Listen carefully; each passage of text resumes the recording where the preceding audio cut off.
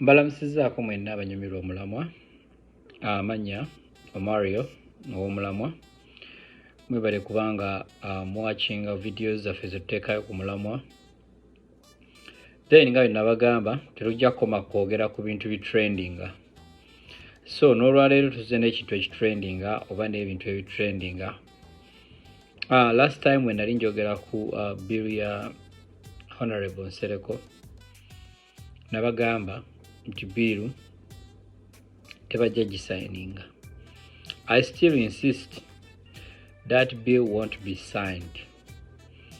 Whether Honorable Nsereko ogyogeredde otya oba ogiwoomezza otya oba okoze otya oba ogikoledde campaign kyenkana ki, it won't be signed because the state doesn't benefit from your bill.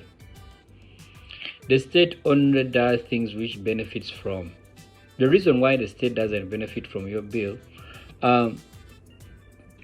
bill yo erimu obunyomero oba olimu sections ezigamba nti state teina lukusa kutapinga amasimu g'abantu oba teina lukusa lutracking amasimu g'abantu. Kati state wogijjako ekyo oba ogijjeeko ekyokukola ki ekyobukesi, because one of the reasons lwaki state esobola okukwata abantu bekwata nti kubanga Uganda state erina access ku masimu ga buli munnayuganda, tebasobola okulya conversation yonna gye baagala okuwulira. They have a right to go at MTN ne pulling out amasimu go gonna g'obadde oyogera n'abantu bonna ab'enjawulo. Basobola okumanya sente mmeka z'obadde receiving ku ssimu singa bagenze mu MTN oba bagenze mu Airtel. Basobola okumanya engeri gy'okozesaamu mobile money, basobola okumanya engeri gy'okozesaamu Airtel money. And they don't need the authority to do that. So kati gwe bw'oleeta bill yo ng'ogamba nti state erina sooka kufuna lukusa from the court okusobola okuaccessinga ebintu ebyo wammanga, nkusekeredde. Because amateeka e Uganda tegakola, oba okitegeera, tegakola ku muntu wa wansi, gakola ku bantu aba waggulu, naye wa wansi tegakola.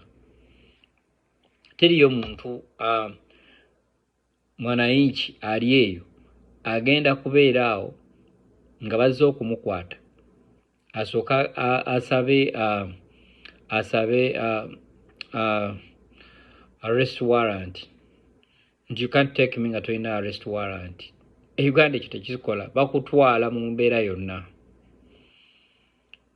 Okitegeera, whether wasoma oba tewasoma, n'emigere gisobola okukulya. Kati njagala nkulage ku nsi etagoberera mateeka, because there is no way you come to arrest someone nga tomulaze arrest warrant.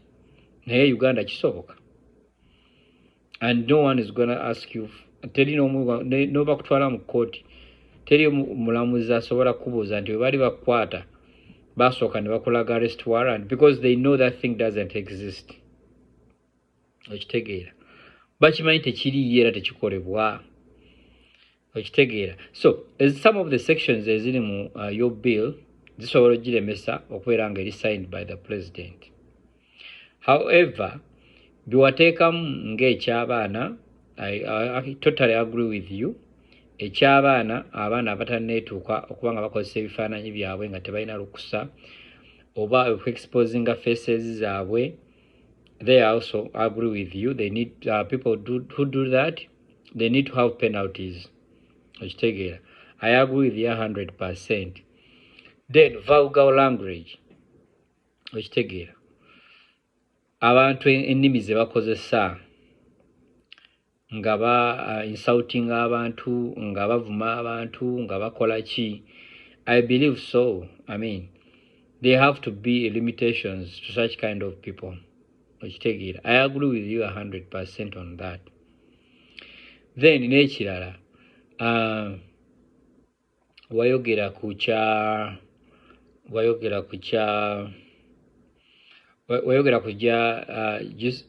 jurisdiction, like etteeka okuba nga lisobola okukola mu nsi omuntu yena gy'aba ali. I think that's what it means. ekigambo nange kinnemye okwogera oba jurisdiction oba kyekyo anyway kasita okitegedde. So in other words etteeka okubeera nga lisobola okukola beyond borders. That's what he tried to say. Nga bw'olaba terrorism, it works worldwide. Nga bw'olaba money laundering, okitegeera. So ebintu ebityo bikola mu nsi yonna. Wonna w'oba oli, as long as they get you, ne bamanya nti okola money laundering oba supporting abayeekera ng'okozesa ssente ekikulya. Wonna bye bakwatirako ng'osponsoringa terrorism in any way, either oba amawulire oba sponsoringa with money, kikulya. So bw'abanga Muhammad Nsereko agezaako kuleeta etteeka nga kyayagala libeere nga lisobola okukwatira buli omu muntu waali oba mu nsi yonna gy'oba oli. So first and foremost, abantu abamu abakola videos ezo ezivuma oba ezikola zitya, they don't have dual citizenship. Uganda baajeegaana, okitegedde, baajeegaana to the extent that obutuuze bwe balina bwe besize ezo ze balimu. So I'm wondering omuntu eyava mu Uganda nga Uganda yajeegaana engeri etteeka gye ligenda omuvunaanira mu ki mu nsi eri oli gy'ali. The only thing ky'osobola okukola, osobola denying visas to come back to Uganda, because kati Uganda kyagguddwawo. Bw'oba oyagala ogenda e Uganda ng'olina akatabo ak'ensi endala, olina kusaba visa ku embassy ya Uganda, then Uganda neekuwa access okusobola okudda ewamu.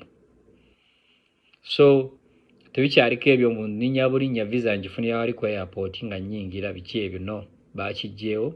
You have to go to the embassy n'osaba visa ng'odda ewammwe oba ng'odda e Uganda, embassy eyensalawo beekuwa visa oba tekuwa, because I know some Ugandans abafuna refusal tebabawa visa kudda Uganda because of the wave, ebyaliwo mu wave. So abantu bano abamu bogamba nti etteeka ligenda bavunaana. I'm still wondering engeri etteeka gye ligenda okukwata omuntu eyeegaana obutuuze bwa Uganda oba atakyali mutuuze munnauganda. So nze kyemanyi omuntu gw'okyalinako etteeka gwe lirinako amaanyi, gyo yalina akatabo ka bannayuganda, ng'alina akatabo passport ya Uganda, then ng'akola ebikolwa byonna byakola, because that person oba ayagala oba tayagala ajja kwetaaga okudda e Uganda. So singa gavumenti ya Uganda esazaamu akatabo ako, it means akatabo ako tekakyalina ki, tekakyalina mulamwa, then means n'ensi eba ekuhostinze esobola okusazaamu work permit yo. So ensi yo esazaamu work permit yo, that means you have to be deported back to your country, then emisango ne gikulya. So abantu bonna ababadde bagezaako bavuma gavumenti naye nga tugeze muli nga Dubai, muli mu nsi ezitagaba butuuze, okitegeera, ensi ezitagaba butuuze, ng'ova n'okusoketterera gavumenti oba n'ovuma gavumenti naye ng'ensi gy'olimu tegaba butuuze, singa, quote my words, singa etteeka lya Muhammad Nsereko liyitamu. Because I'm still even wondering why would Muhammad Nsereko bring a related taker on cyber bullying when there is also a taker erikwatagana computer misuse. That's an extension of computer misuse, because if there is a taker erikwatagana ku computer misuse and cyber bullying or cyber harassing, eri under computer misuse. So I think kyeyalibadde akola kwe kuddira ebintu ebimu n'abyongera mu tteeka liri, then eritteeka ne libeera nga ly'amaanyi nga lisobola okuba nti likola ki, likwata ku bantu ab'ekikula ekyenjawulo. So nze ndowooza kyekyandibadde kyetaagisa than okuleeta ate etteeka eddala, because I'm very pretty much know the president agenda signing a tteeka eryo because lirina we likozesa state. Because singa omuntu abeera state egezaako omusinza emisango naye nga omusinza emisango egyo oba omukwatira mu misango gyemukwatiddemu just yafuna information okuva ku ssimu ye. Singa omuntu oyo amala n'avaayo mu kkomera asobola okugulawo ku state emisango, and the state will have to pay that person because teyafuna authority. Naye nga we mbagambye nti amateeka ga Uganda nyumba ya Nabbubi gakwata buwuka butono. So era temwerindirire etteeka eryo singa liba liyiseemu lijja sigala nga likwata obuwuka obutidi naye nga bali abannabyabufuzi era tebigenda bakwata. Oba okitegeera, because bw'ovaayo n'ogamba mbu omuntu akozesa vulgar language oba akozesa ebigambo ebizitowa oba ebigambo ebizito upon his opponents, that is in politics, mbutagenda kukirizibwa kwesimbawo kumala emyaka 15. Then your targeting abantu nga Kyagulanyi, because Kyagulanyi, there is no way wagenda kwogerera President Museveni bulungi nga yakkiriza mu mutima gwe nti yamubba akalulu, because he has to use his words byagala okukozesa. Ajja kugabisa dictator eyanziba akalulu and with sorts of names ajja kubyogera, and there is no way gejogeramu stoppingamu kola ekyo because he believes nti oli yamubba akalulu. So bw'oba ogamba nti omuntu akozesa ennimi weziti, then your target tugimanyi.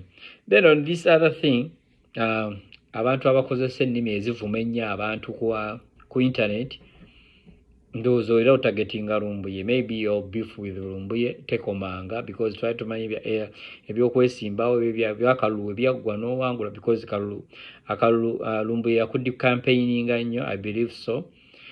But good enough abakusupportinga twakkiriza nti owangula, twakkiriza nti twali twagala oyitemu because of what we believe. By that time biwali standing kuba bigambo biwali oyogera. And me, I believe this bill, it's not that into there is another war olina lutalo oba nachi zekyemmanyi mukyo oli ku revenge because of believing nti abantu abakwatakinga mu kusera by'okwesimbawo bakozesa nnyo internet oba okwongera okussa obuwagizi bwo, okitegeera. So you believe there is have to be a control over internet okusobola okwetaaya. But sometimes abantu abamu they don't learn until when they have been spotted out. So sometimes internet erina weeyambira nti abantu abamu baba spotting out ne baba bagamba ku bikolwa byabwe because abamu babikola nga bo tebamanyi nti n'abantu babitegeera until when they get their names ne babeera nga boogera amannya gaabwe. That's when they start to realize nti bulijjo ensi eraba. Then I still insist that bill won't be passed. If it's so signed, I mean, if signed, then that will be a miracle. Because as I look into it, and maybe into state, bitakiriziganya nabyo, and there is no way etteka ligenda kupassinga being passed away etteka ligenda kubeera signed na president nga president akkiriza na bintu birimu. Because I believe the speaker told you oba yabagamba bwe amateeka gemuleeta agasobola controlling internet, and that's when you came up with that and you think the speaker still has the power okuba nti bajja kusobola okupassinze that bill. But there is no bill egenda kupassinga oba egenda kufuuka tteeka nga president agisayininze.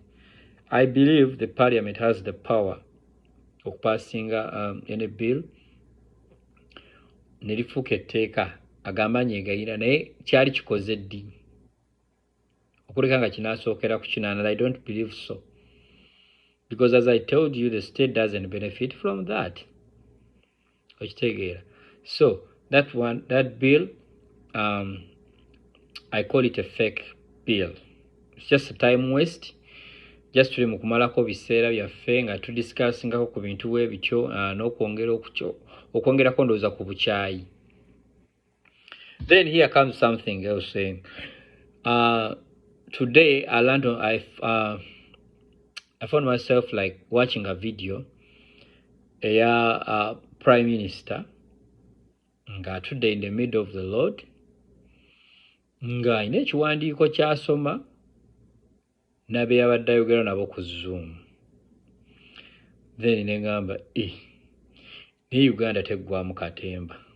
So in all places the prime minister, the only way or the only place where that sort of funny access to internet ngari wakati mu kkubo ne flag nga bazisimbye bulungi, you know, na inayo ne laptop ze bbiri waddemu yabadde teriiko, then endala nga yagitunuulidde nga inawo n'ekiwandiikaawo kyasoma, you know.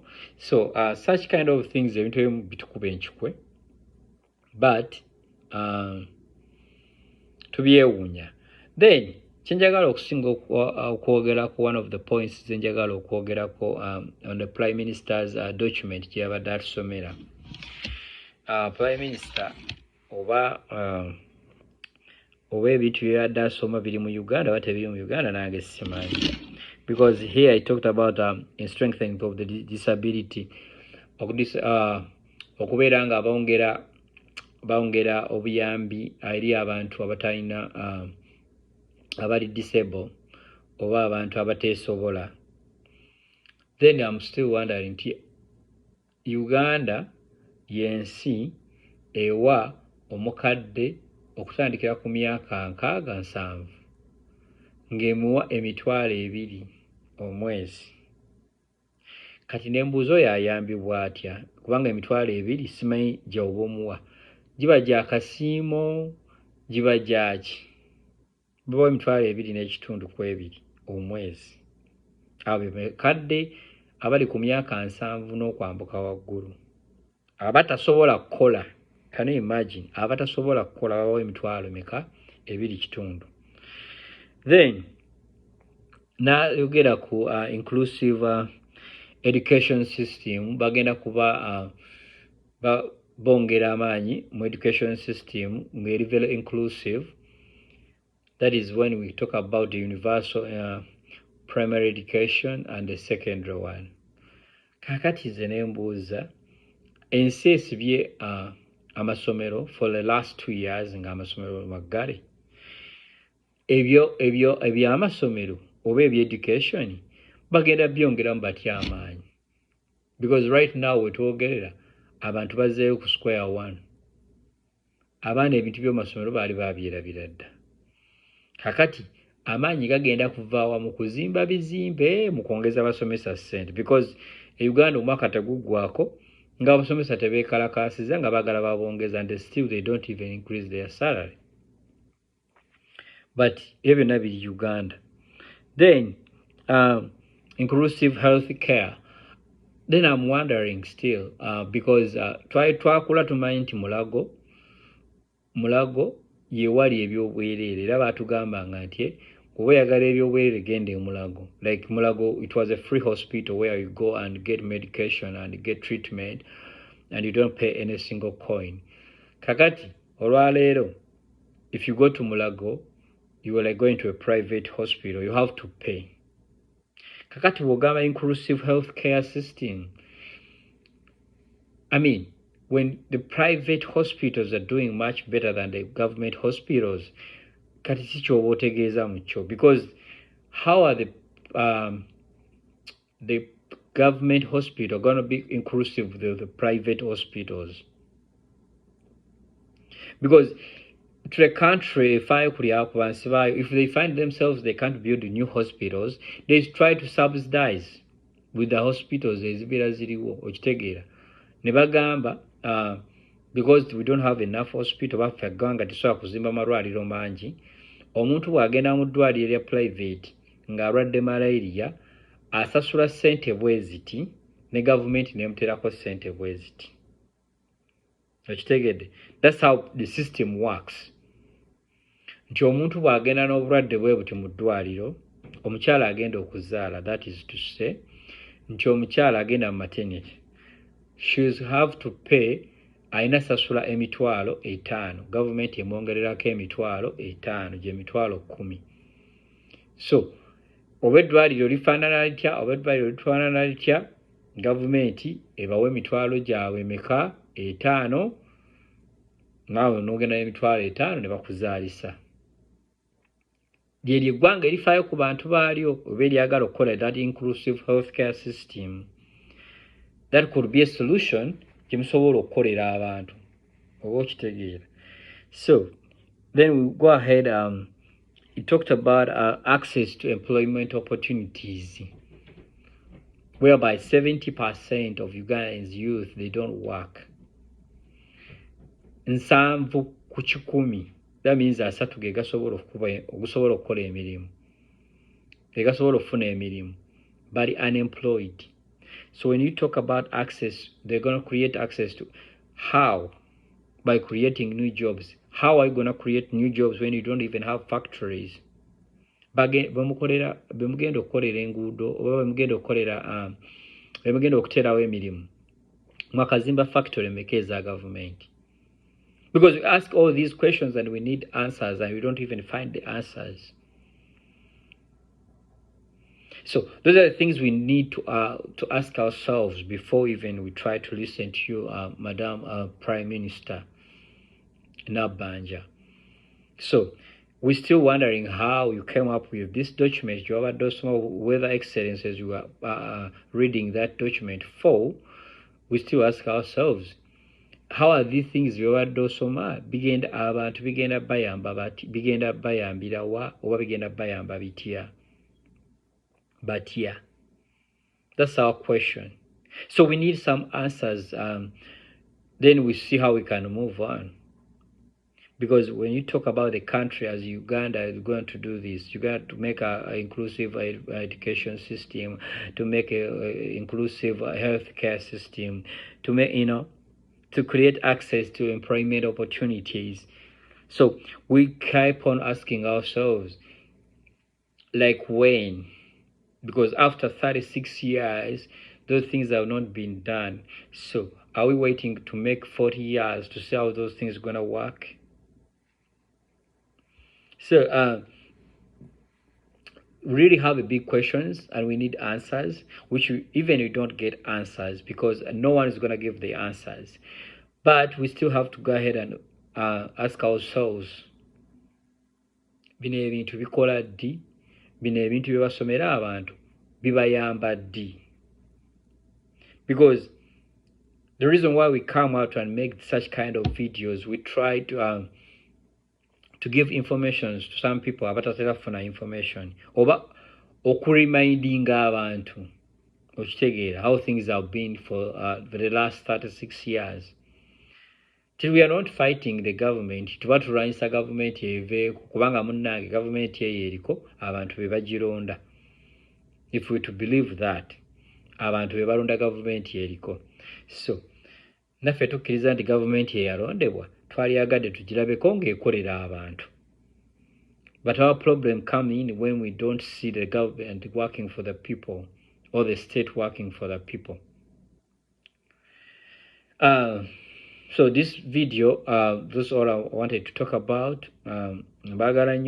Keep on subscribing, keep on watching my videos, because the difference we have with my videos or with the Mulamwa videos, with other videos, because you find other videos